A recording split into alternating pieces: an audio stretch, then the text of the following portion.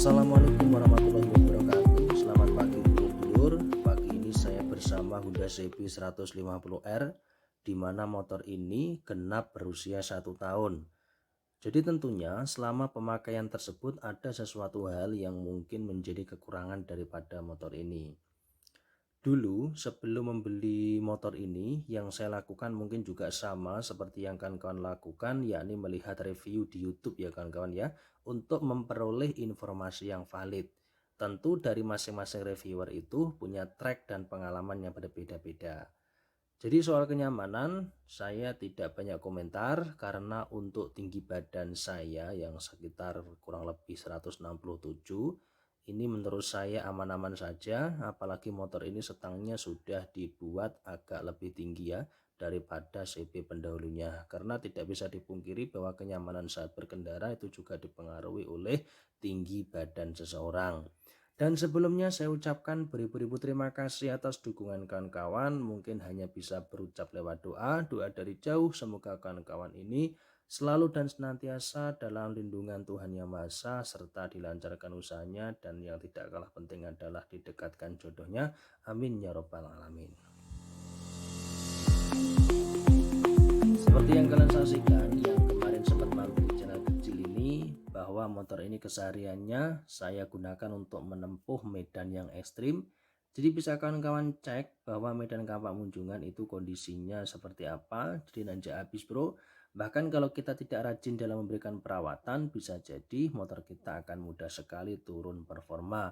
Untuk perawatan, saya tekankan kepada pergantian oli secara berkala, secara rutin, dan menjaga rantai agar selalu basah ya, basah oleh pelumas. Ya minimal itu bisa menjaga performa motor kita, yang pastinya komponen akan lebih awet.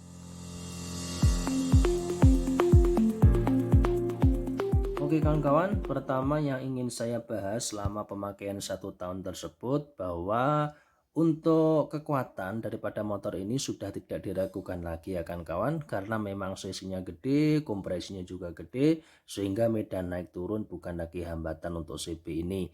Namun motor CB ini agak kasar ya kawan-kawan, ketika kita pakai pada putaran bawahnya baru terasa halus pada putaran atas. Jadi semakin kencang motor ini, maka semakin terasa nyaman saat dikendarai, semakin halus ya kawan-kawan. Itu sih yang saya rasakan. Dan menurut saya motor ini semakin terasa balance-nya saat dibuat boncengan. Beneran bro, jadi suara mesinnya lebih stabil aja, lebih enteng lebih anteng saat digunakan untuk berboncengan. Kemudian coba kawan-kawan lihat di bagian layar knalpot ini terlihat memudar.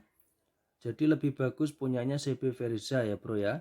Yang punya saya kemarin di usia 2 tahun ini masih terlihat hitam.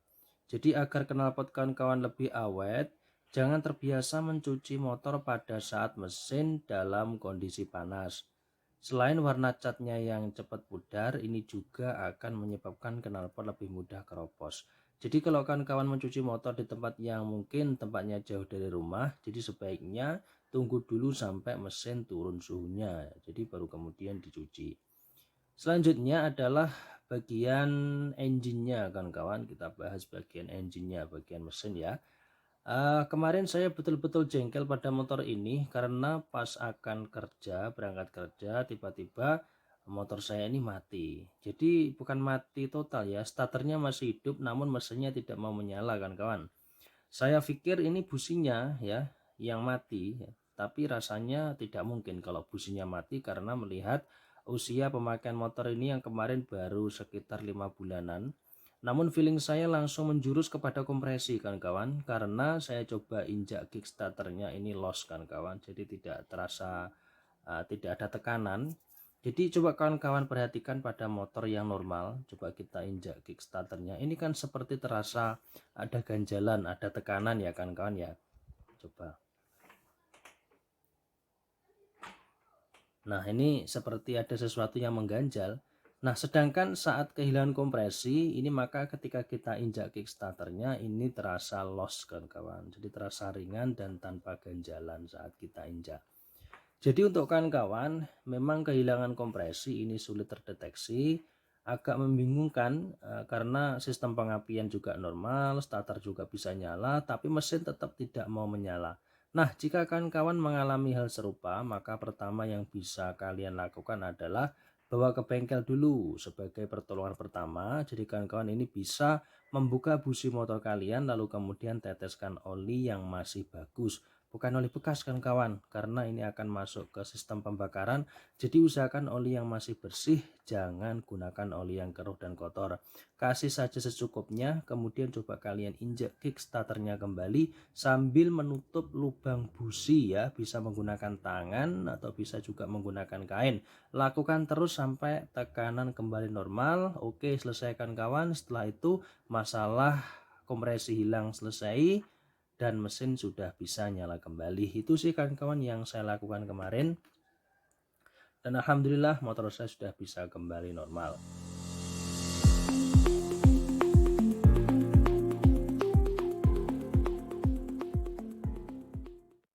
Nah, pertanyaan saya ini, bagaimana kalau kehilangan kompresi ini terjadi pada motor sekarang yang notabene sudah tidak pakai kickstarter lagi?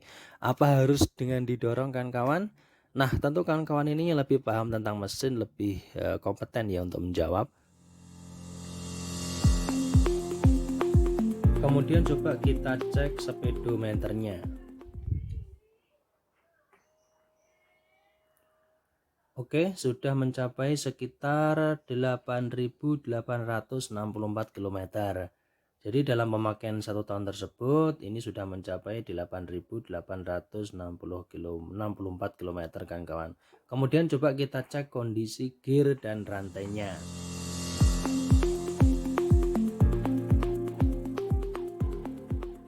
Oke, dalam rentang pemakaian tersebut ini kondisi rantainya seperti ini kan kawan. Jadi bisa kawan nilai sendiri untuk kondisinya bersih, rantainya bersih, karena memang rutin saya bersihkan. Saya pun juga tidak pernah ngasih oli bekas pada rantai saya ini.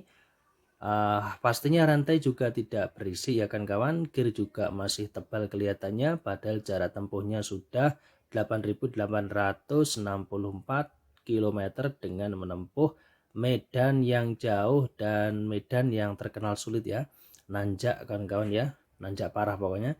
Tapi dengan kita telaten memberikan pelumas pada rantai, mengencangkan rantai dengan teratur, insya Allah akan memperpanjang umur rantai. Karena itu kuncinya kan kawan, tidak ada cara lain untuk menjaga keawetan rantai selain memberikan pelumas agar meredam gesekan yang membuat rantai cepat aus nih kan kawan. Jadi untuk perawatan rantai dan sebagainya sudah pernah saya bahas pada video-video sebelumnya kawan-kawan ya. Dan yang terakhir, mungkin ini teman-teman tanya berapa biaya pajak motor ini. Mau pajak motor ini kemarin ini saya kena 300 berapa ya? 378. Bisa saudara lihat ini ya. Oke, itu aja kawan-kawan yang dapat saya sampaikan tentang suka duka bersama CB 150R ini selama usia pemakaian 1 tahun. Untuk masalah yang saya temukan ini hanya pada sektor kompresi yang parah ya, dan alhamdulillah sudah teratasi aman, dan mudah-mudahan tidak terulang kembali. Apa CB kalian juga pernah mengalami hal serupa seperti yang saya alami ini? Ya, kalau mungkin mengalami ya bisa sharing-sharing lah kawan-kawan ya. Oke kawan-kawan, mohon maaf jika ada salah kata. Sharing dan masukan dari dulur-dulur ini sangat kami harapkan. Salam satu hati. Wassalamualaikum warahmatullahi wabarakatuh.